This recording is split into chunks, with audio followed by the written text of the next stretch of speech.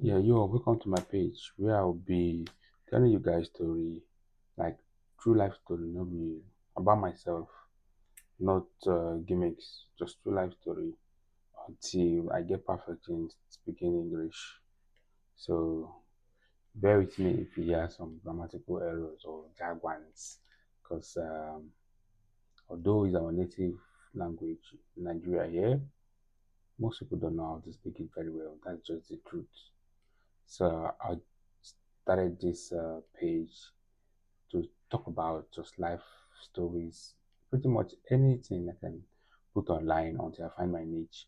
So for today, I just want to talk about my experience with an addict, like someone that's addicted to drug, meth, like a lot of drugs, not even meth alone.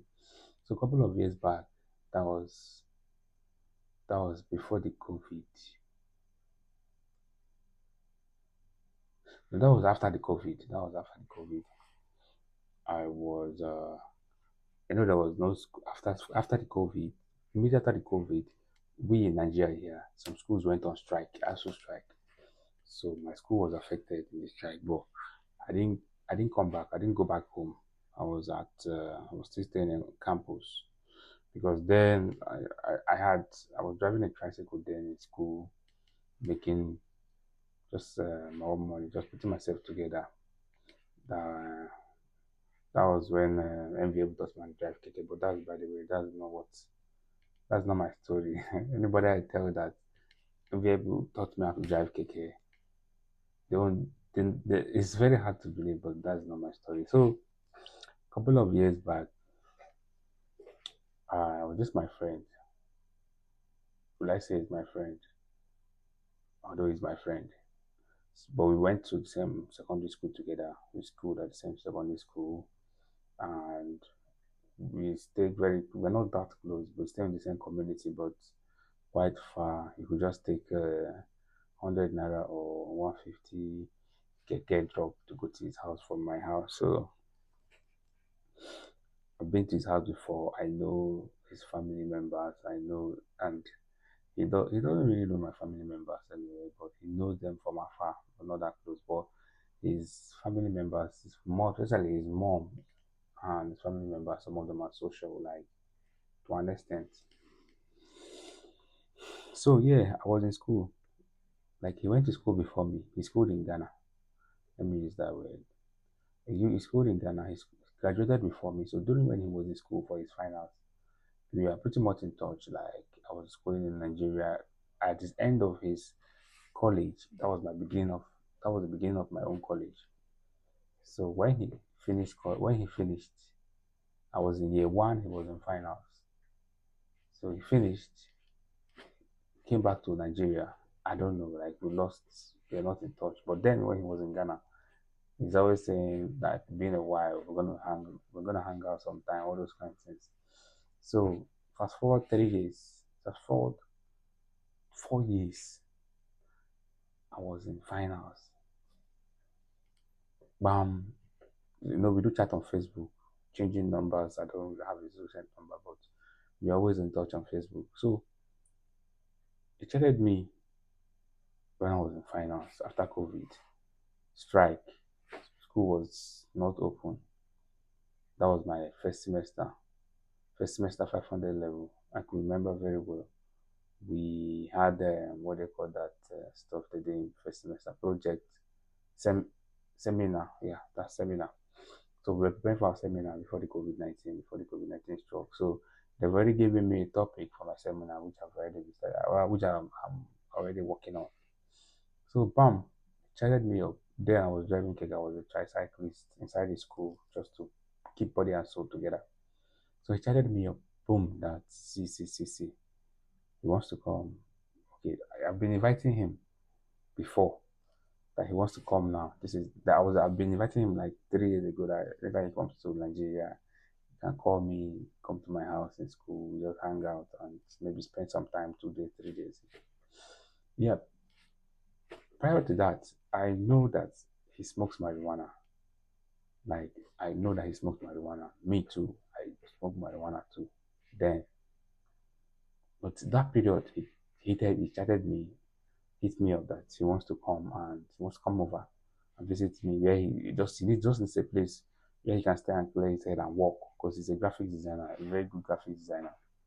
I said, okay, no problem. Mikasa Sukasa, you can come over to my place. I'm staying alone.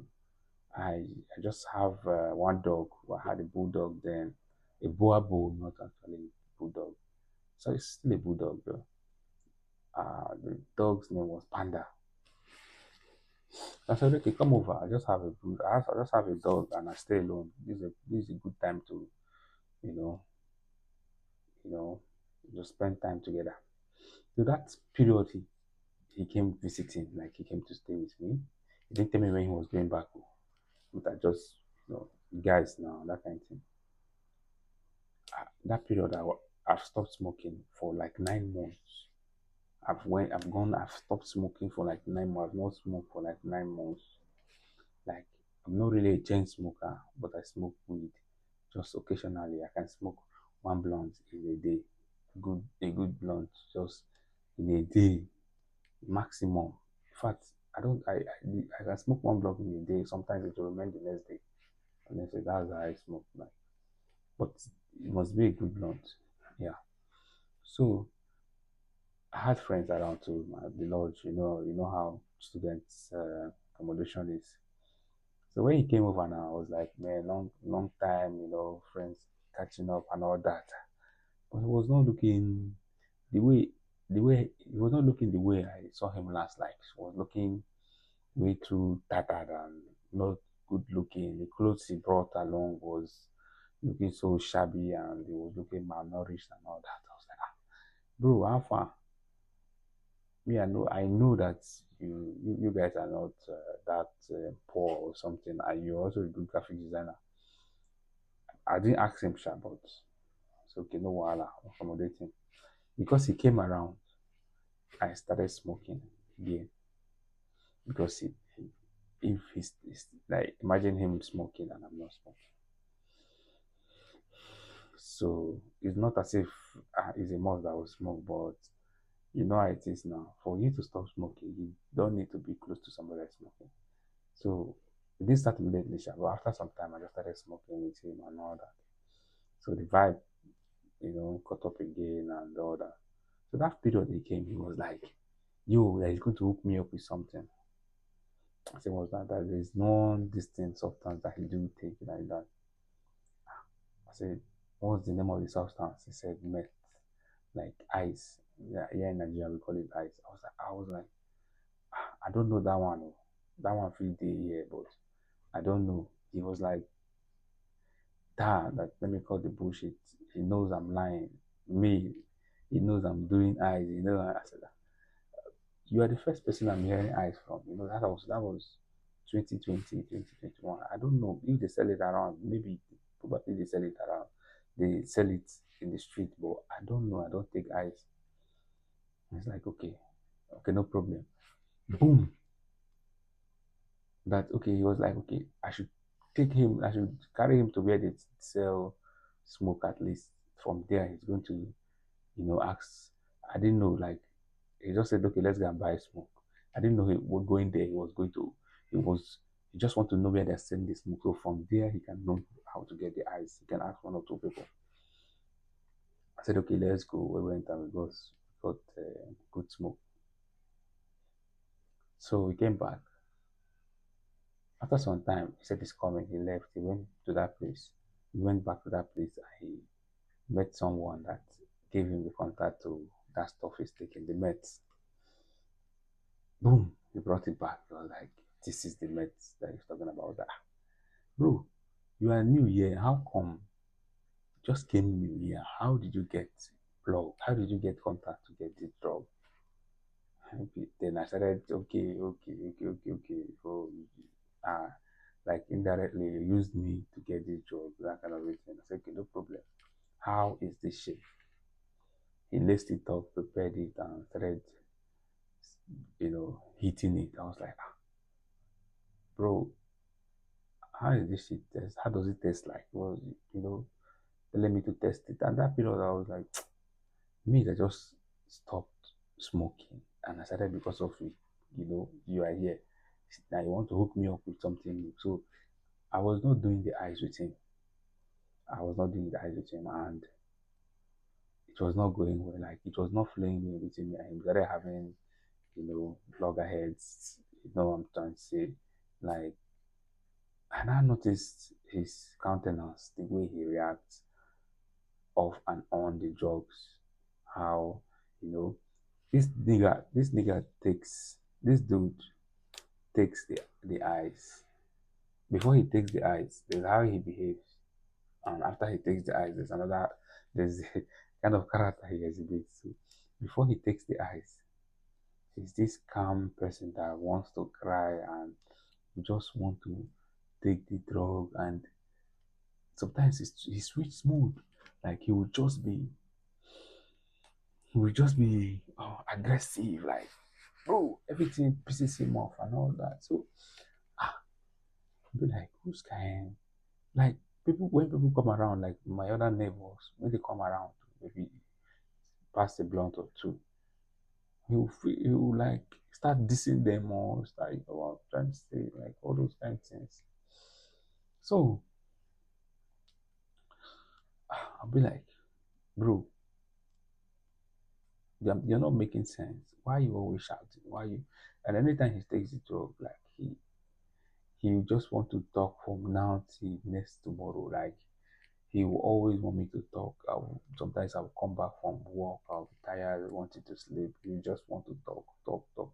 Okay, he does graphic design, and he has clients of these scammers, people that do scam, Yahoo boys. He do graphics designing for them, edit pictures, edit videos, and make pretty good cash. Like a client can pay him 10,000, 20,000 naira for just one picture. Just edit the picture, maybe do one or two things in the morning. Or he might just get that job once, twice. So that was how he was sponsoring his addiction. So I didn't know this nigga was not only taking meth ice. When he takes a lot of the ice, maybe after 1 gram of the ice, what he takes again is there's this pill they call Refnol. He takes Refnol too. He said that one steps him down, like makes his temper to calm down. But like, bro, and that time those drugs are expensive. They are not 1 gram of ice then was around 5K. A tablet of a tablet of that drug ref was around 1,000, 1,015. Then he will buy three tablets. You buy 1 gram, sometimes 2 grams. So most of the times he doesn't normally get it. His job doesn't come like frequently, like every day. Like sometimes in a week, 2 or 3 times. So sometimes the feeding aspect, he was feeding himself. He was feeding himself. I was feeding myself and my dog. Understand? Sometimes when we're on a very good day, I feed him too, but he does not feed me because he has an addiction. This guy, I started realizing that this guy is an addict. When 10,000, 15,000, 20,000, he gets a client, they pay him such amount in the morning. In the evening, towards evening, when I come back, this guy is already broke. He has already done drugs. What he'll be left with, it will be 200 naira, which he'll use and buy sugar and gari to drink. Sometimes self, he will want to share my own food. So the thing started getting on my nerves because most of the times when I come back, get something for my dog. Then there was this noodles that they're selling 50 naira then. I forgot the name of the noodles, but it's somehow jollof noodles. I do buy it for my dog when I don't see leftover for my dog. So I will just buy 200 naira on 4 pieces. Do it for my dog. Put egg, 2 eggs, raw eggs inside. Then eggs were 15 naira too. So it's pretty much like 300 naira for my dog and give it to my dog. We were just managing when we don't see food leftovers because then I had like a restaurant that gives me leftover monthly and pay them. So this guy started getting, as in, most of the times when he'll be left with just 200 naira in the evening to drink Gary or sometimes without nothing, he'll be hoping on me to feed him that night. I'll be like, bro, I thought you got a job for 10K. How far? Where is the money? Baba go flare up or like he just start reacting, saying that you know, spying on him or why am I stalking him or why am I behaving like a bitch and all that, why am I bitching around, those kind of things. This nigga is somebody that on physical combat with me, I'm going to kill him. Like he can't even stand me. So he started getting on my nerves. When he's on the drug, he talks too much. He apologizes. When he's not on the drugs, he becomes aggressive, and most of the times that's when all those things are happening. So he's the most of the time, the times he's sober. The period that he's sober is evening time when I come back. So he'll be angry. There's no more job. He'll be hoping he, he will be hoping to like use okay that evening time he will use marijuana to calm down. Understand? So he went on, keep on going on like that for quite some time. He do talk to his mom, like I was surprised.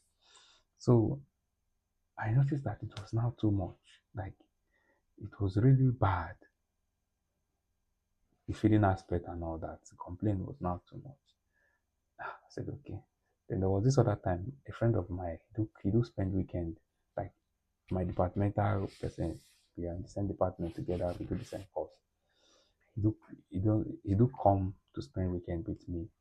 So that period, he came over, like to stay with us, me and him. So I introduced him, see this my guy from Port Harcourt came just to spend some time, you're cool with him and all that.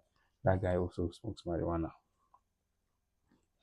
So that particular day, I was not around. They were just both of them were around in my house. So I went out. So only to get a call from where I am hustling that okay, my neighbor called me that see people that I left in my house are fighting. Wow, there I drove back climb up. I know that it's that other guy, the addict, that will be at fault. So where I'm staying is a reserved area. I have two staffs working at the university that are my neighbors upstairs, like upstairs. So they're at the balcony at the lobby, and they created a scene that made the other guy I have really I hold up esteem for. I hold esteem like that's the word. Yeah, I expect so much. So because of the altercation that they had, he came out with the pepper spray and he pepper sprayed both of them. He pepper sprayed like he sprayed them like both of them. He pepper sprayed them. So that made them separated. So when I at that moment he pepper sprayed them, I was climbing upstairs. So I saw everything happen. I was like, bro, what happened? Why are you fighting this guy? I know this other guy, my departmental guy. He doesn't look for trouble. He's a very cool guy. Just this kind of person that enjoys watching his family guy and on his blunt and just very cool guy. No problems. So before I know, he started saying, okay, that we are ganging up, we want to kill him, that I'm supporting my friend, and all those kind of things. Damn, I was so discouraged and embarrassed. So that man was like, he wouldn't want this to happen again, that I should do something about it. So that moment, after the altercation, I was trying to separate them. We had we had an altercation too. Like I held him. He was trying to restrain from the position I held him. So I had to like get him down, like remove his two legs from the ground, and he got down. So it was not like okay, we are planning to kill him, as I said earlier. said, no, I'm not planning to kill it. What actually happened? What happened? Why you were fighting? So he was now telling me that there is no light. He's trying to on generator, my gen, that the gen like has a little fault that he's trying to fix it. And this other person doesn't want to come and help him at least hold the touch for him or something. You can imagine what caused the fight. I said, that's all. Like, okay. He said this person, he told this person to come and hold the torch for him. That he does not know if he was videoing him or he heard him say something, he heard him like murmur or mutter something or something like that. That's the word. That that was what started the fight. So I was not like, why will you start up a fight? That period he's not on his drugs. So anytime he's not on his drugs or he's sober, it becomes very aggressive, sort of. So that night, that was my friend, he left. Like he went to his place.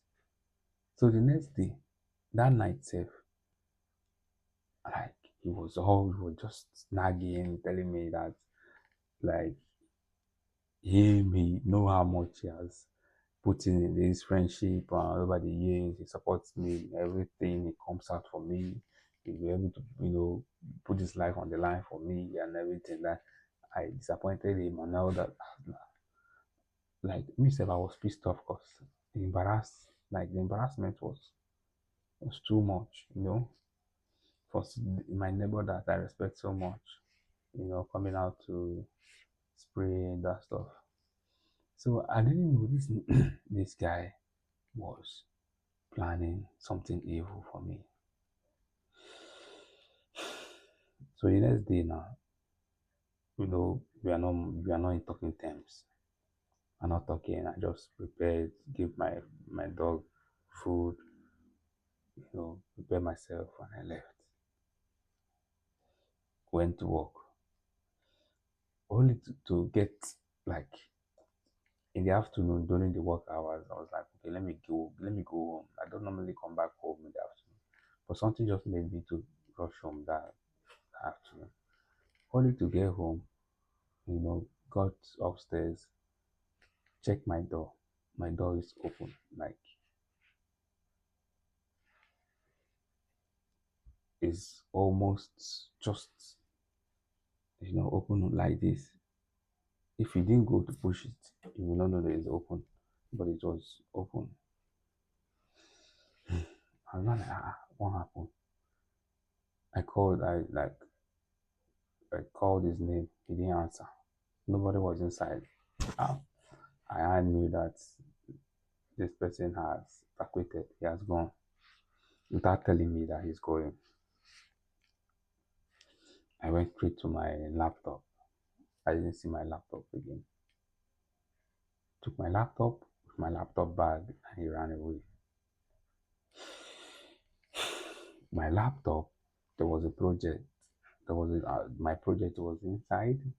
I've had that laptop for since when I was in 100 level, like 3 to 4 years of my life is in that laptop. My pictures, everything, everything is in that laptop.